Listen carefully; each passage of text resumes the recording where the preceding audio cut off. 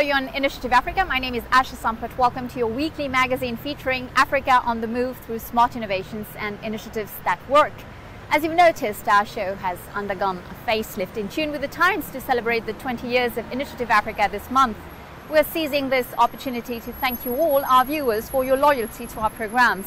Moreover, today we're filming from the European District in Brussels, where we'll meet George Rebelo Pinto Chikoti, new Secretary General of the OEACP, for an interview that you'll discover in our next edition of Initiative Africa.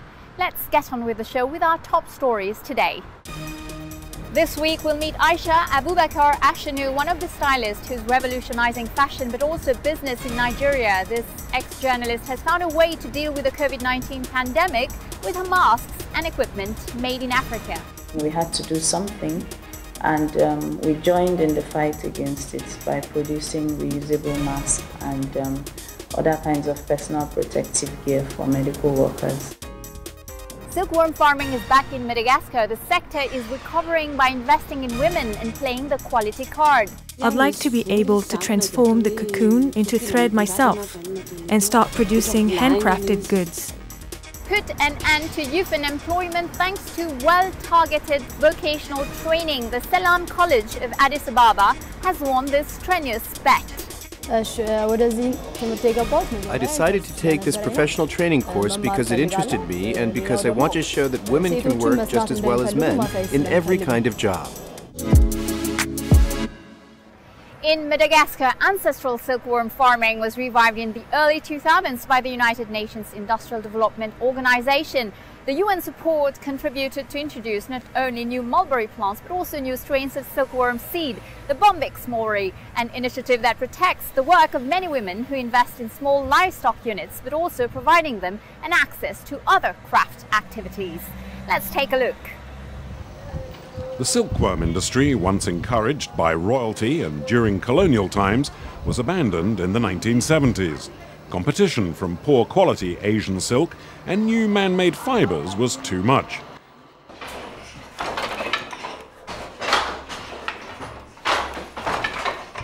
Today, Madagascar's silk has found favor once again, thanks to the island's designers. European consumers are seduced by the authenticity and originality of the island's traditionally produced silk.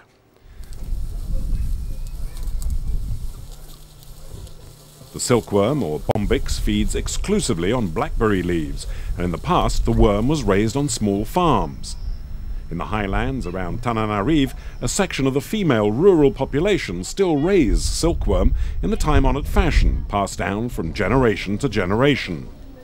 NGOs like Amadea participate more than ever in relaunching a sector that offers a supplementary income for the women. C'est une activité essentiellement féminine, l'élevage du ver à soie. Silkworm raising is basically a female activity. Silk can be produced by the women aside from their work in agriculture and cattle raising. It's not too time-consuming once she has the blackberry bushes and the silkworm eggs. So it's something she can do, and it's quite profitable. Production can earn her from $19 to $38 in 2 months. That's more than a farmer's monthly wage. Donc, en gros, en 2 mois, ce qui est supérieur au revenu du paysan mensuel. Silkworm raising does, however, require a lot of precision. The worms are as vulnerable as they are valuable. The association has established a network of technicians who teach the peasants how to master the various steps of the production process. I have been raising silkworm for a long time, but I would like to learn more. So I'm following the training courses here. I realized that there's a big difference between the way I was doing things and raising as it is explained here. I see that my yield is 50% lower than it should be. The first step in relaunching the sector is to encourage the cultivation of blackberry bushes so the worms can be fed. We went and got the best types of blackberry bushes that grew around Madagascar. Then we showed the peasants how to make cuttings, set up nurseries, and plant the bushes. et donc après coup de les planter. On a layer of finely chopped leaves, the silkworm cycle begins. This is known as sericulture. The Amadare Association provides the peasants with top-quality Bombyx eggs so they can raise their own worms.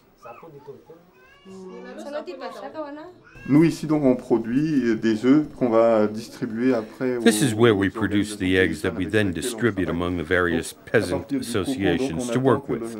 We wait for the bombyx to pop out of the cocoon. Then we put a male and a female together, and once they've mated, we imprison the female who then lays eggs. On emprisonne la femelle avec ça, et puis au bout on a les pontes. The worms turn into cocoons, and that is where the silk thread is produced.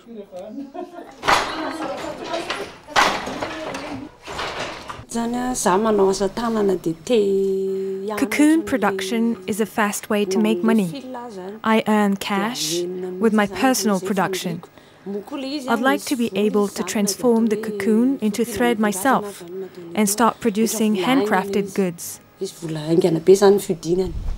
Once the cocoon production phase is over, the next step for the association is to encourage the peasants to transform the cocoons into silk thread in order to maximize the added value of their initial production. Then the final weaving stage can begin. Weaving, however, calls for very specific know-how. It's a trade. Not just any old peasant farmer can say to himself, I'm going to produce tissue and sell it. Non, il n'arrivera pas parce que c'est assez compliqué. He wouldn't be able to. It's too complicated. To begin with, if he has thread to sell, that's the first step. Then he can start weaving. But we're not there yet. À l'heure actuelle, on n'y est pas encore. The association is nonetheless working on its ultimate production phase. With support from the United Nations Industrial Development Organization, Amadare has obtained weaving machinery and has trained its network of technicians. When the time is right, the peasants from the high plains will bring new life to an ancestral technique, sweet revenge for the island of Madagascar, recently obliged to shut its textile factories down due to competition from Asia. As I mentioned earlier, our guest this week is a stylist fascinated by the potential of fashion and design, a creativity that she has invested in her factory to deal with the COVID-19 crisis in Nigeria by supplying what has become a national priority, all equipments to protect ourselves from the virus and of course to supply hospitals that are in desperate need. Our reporter Hugo Yohana met her in Lagos. Aisha Abubakar Chono, you are the CEO of Fashion Spaces Garment Factory, and your company has been on the front line providing masks and equipment during the COVID-19 pandemic. How have you coped with the situation? Well, COVID-19 is one of the most traumatic experiences I have ever had. I don't think I have experienced anything like this before. I can say so for myself and my family and people close to me. But we had to just keep moving. We had to do something. And we joined in the fight against it by producing reusable masks and other kinds of personal protective gear for medical workers. How did you come to work for medical supplies in the first place? Before the pandemic, the garment factory was already producing scrubs for hospitals and coveralls for engineering organizations as well. So we did have the expertise, but we were not producing masks per se at the time. So when during this period, we just repurposed the factory to focus on producing masks. We increased our assembly lines, and we were able to produce about 360-something masks and 60,000 coveralls and aprons. What are the main challenges a textile company face in Nigeria today? I think the primary problem and concern is raw materials. Because we have standards that we must meet as garment makers and as product owners, we have to do our best to ensure that our raw materials are of the quality that our clients are expecting, and we have a little bit control over the time of production and delivery. So procurement of raw materials is quite a hassle because we have to import most of them. And that is something that if that can change, it would really help. What about exports problems? Exports is the most rewarding part of garment manufacturing, really. But the challenges with that still falls back on the raw materials, the procurement processes, the deadlines, the quality. So we still have to import to ensure that we get the quality and the standard that our clients are asking for. Because exporting to other African countries and other continents, they have regulations that we must meet, and there are certifications that our products must be able to meet based on even the entire supply chain, from the raw materials to how it was produced, under what conditions they were produced, to having a great product that meets all these standards. What ideas would you like to bring forward regarding circulation of goods within African borders? I think the Free African Free Trade Act is a welcome idea. It would help a lot of African businesses work together. So what I would say is I call on Africans to actually begin to patronize each other. This will help our economies, and it will just show the world what we are capable of. Let's just do it. This Free Trade Act has been enacted. Let us act on it. You are on Initiative Africa. Welcome back to the second part of our program. What if the problem of unemployment among young Africans found part of its solution in technical and vocational education? This is the bet of the Salam David Rochley Technical and Vocational College. This establishment was created by an Ethiopian NGO to offer young people the opportunity to follow vocational training. Today, it has created partnerships with around 50 companies, providing work placements for these young people. It's important to note that 1/3 of the 600 students are women, and more than half of them no longer hesitate to turn to jobs related to electricity or heavy equipment. Kumera Gemeshu and François Baudry want to discover this socially committed school. According to World Bank estimates, there are more than 10 million jobs available for trained technicians in Africa. But there are no takers. For want of technical skills, many millions of young Africans are sitting on their hands. The African Union's Commission for Human Development agrees and intends to boost technical and vocational training. Education ministers gathered in Addis Ababa for the first meeting of the Committee for Technical and Professional Education overwhelmingly supported the African Union's position. To prove that actions speak louder than words, 10 young Africans chosen from across the continent for their entrepreneurship presented their own projects during a full assembly, after which they were distinguished at an award ceremony. The awards are just the beginning. These awards are very important because it's a demonstration of the paradigm shift in provision of technical and vocational education and training in Africa, because this is what is going to make the biggest difference in making the African youth bulge become an economic, demographic and social dividend. This is what will enable our young people to get the skills they need, not just to look for jobs, because many are jobless even as it is, but actually to become job creators. We met one of the award winners. The Salam College was founded in the suburbs of Addis Ababa. For the past 20 years, the school has been providing technical and professional training with a clear social mission. Most of the students find employment on graduating. Others are determined to set up their own businesses. I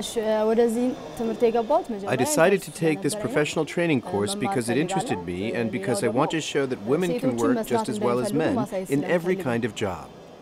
When I leave the school with my qualifications, I would like to set up in business repairing cars. I'm learning mechanical maintenance for heavy goods vehicles and earth-moving machines. When I've graduated, I would like to work for a while in a company, but after that I want to set up my own garage, God willing. Established in 1989 by the Ethiopian NGO Village des Orphelins, the Salam College was initially intended to provide the village orphans with the technical and professional skills required to find work. The school was a resounding success and soon had to cater for demand from young people from across the region. A lot has changed at Salam in the past 20 years. When it was founded, the school had 19 students. Now, the 70-strong teaching staff at Salam provides free education for 430 students. From the beginning till now, there are a lot of progress in Salam. Previously, Salam have started the training with the simple welding technology, but now we have 11 training streams engaged. That the trainings have an accreditation from the Ministry of Education from level 1 to level 4. Thanks to partnerships with companies such as Volvo, the Salam College now has the resources it needs to go to the next level, without losing its unique social dimension. Its most illustrious former students now teach at the school, while others work in the Salam College workshop, making parts for clients. I was starting here to study before 3 years ago by metal engineering production management, and I'm level 4 students. And then, yeah, I just complete the whole 3 years to study all the courses that I have to finish and to get a COC exam. That means the national assessment of the country. It's have exams in each level. So I just done all the levels. And then, yeah, I just graduated from this Salam Technical and Vocational Center.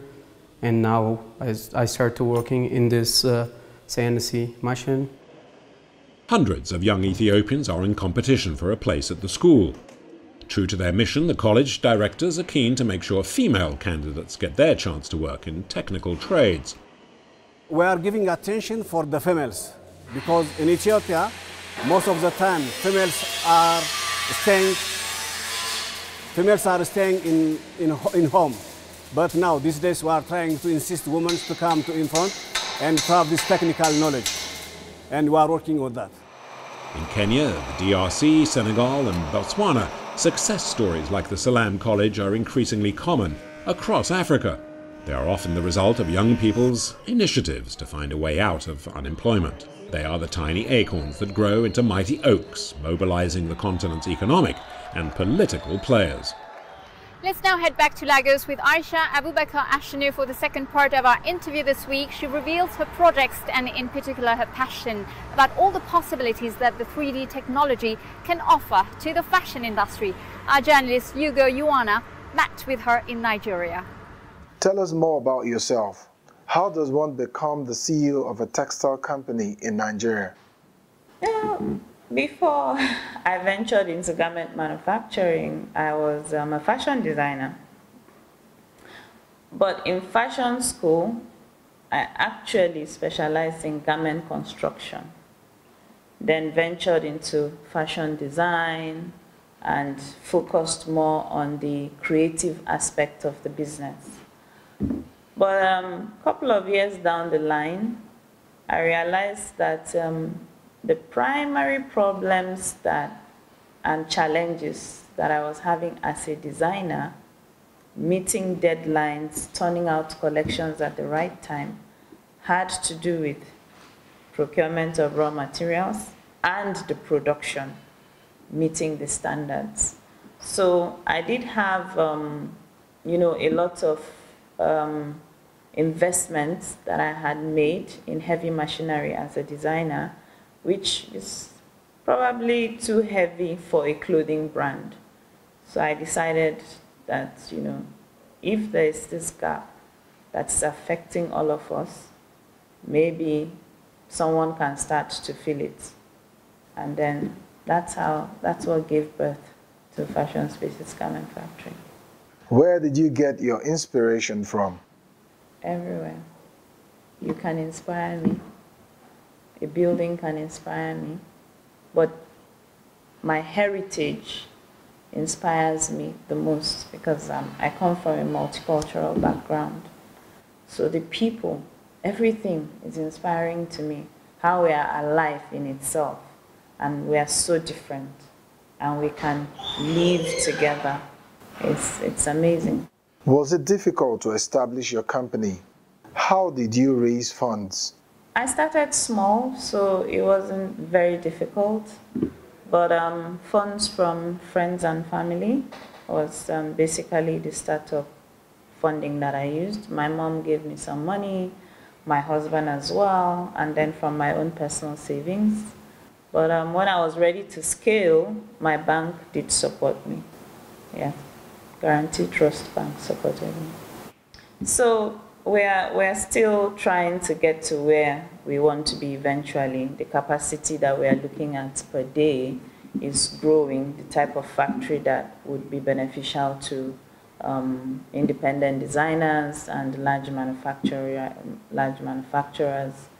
buyers and trading companies. So we are still looking for funding because it's a personally funded business with the help of the bank, but we are still looking for more funding on a large scale. So we hope that something will come through and we'll be able to offer that service that is lacking. How is it to be a woman entrepreneur in Nigeria today? Do you face a lot of prejudice? Well, I would say most times people think women don't have certain capacities. I mean, I know that sometimes when I say, oh, I have a garment factory that can give you 50,000 pieces a week, sometimes it's, difficult to understand. People tend to think maybe we don't have the capacity to do that. But we do because we have support systems, We have organizations that we have joined, we have built, so that we can be more productive. And some of the biological challenges that people think are limiting to us are not really as such. Because African Women Entrepreneurship Program I'm a member of that, and I know that a lot of opportunities have come to me through that. And then the Fashion Designers Association of Nigeria as well has been doing great work with us. So I think we just need a little more sensitization for people to know that, hey, we have capacity, we can do this, and we do due diligence in our businesses. You have mentioned an interest in 3D printing. What are your plans? So, I think this is the most exciting question, because I think 3D printing is the future of fashion. For now, we only have it really solid in accessories, like non-flexible materials. For garmenting, it's still in the works. They are still developing that technology, but we know that with mesh designs, if your design is mesh, they can have those panels printed and then put together to create a garment. But the full 3D garments now, it's still in the works. They are still working on that technology. But if it comes through, that is the best thing that has ever happened to fashion. I'm excited about it. Yes. Where would you like to take your company in the future? A globally acclaimed garment factory. I wouldn't say anything more than that. Any thoughts for the younger generation of entrepreneurs, especially in the fashion business? So as you know, we have an ecosystem that we have built to support young entrepreneurs. And we also have the remote training program for women that's in rural communities who cannot come out of their communities to learn or earn. So we have those programs, and for me, I would want to see it go global. I would want to see designers and dressmakers all over the world have a support system that works for them, so that people can focus on their creativity, the world can be a better place, we can all be comfortable and be green as well. That's my dream. Thank you very much for your time. Thank you very much. You were watching Initiative Africa. Well, that's it for today. If you want to catch the show again, tune in on our Facebook, Vimeo or YouTube channels and follow us on our new Twitter account @AfricaShows. And feel free to share, like and comment using the hashtag Initiative Africa TV show. And we're back again next week, same time, same channel with Business Africa. And don't miss the next edition of Initiative Africa with George Rubello Pinto Chikoti, new Secretary General of the OEACP. Interview shot here in the European District in Brussels. Until next week, keep safe and thanks for watching. Goodbye.